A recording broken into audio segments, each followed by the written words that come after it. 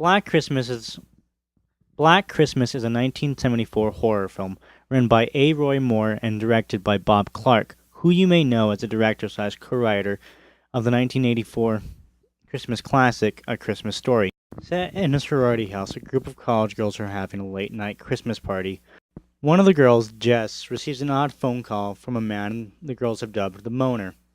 One of the girls, Barbara, teases the man, who then responds with a "I'll fucking kill you" threat. Shortly after this incident, a girl named Claire begins packing and is subsequently suffocated by the mysterious caller, who then carries her body into the attic, setting up the disturbing image featured on the film's poster.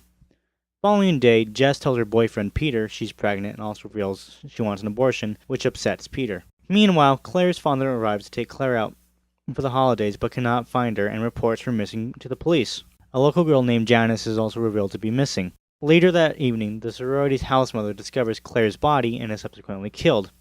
A search party for Claire and Janice is formed, later finding Janice's body in a nearby park.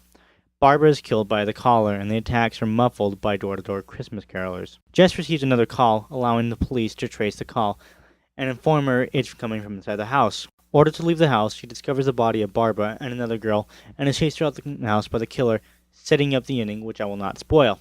According to the Wikipedia page, the babysitter and the man upstairs urban legend inspired the film, and the film was also based on murders that happened in Quebec, Canada. Rather than relying on gore, nudity, and other cliches horror films adopted after the 1980s, Black Christmas relies almost entirely on suspense and the creepy imagery some of the kills create. The film's best aspect is the atmosphere it creates and keeps throughout the film, and I often found myself extremely creeped out. Black Christmas isn't a perfect film, like many others in the genre. The acting, dialogue, and direction could have been a little more polished. However, the atmosphere, imagery, and suspense more than makes up for these blemishes.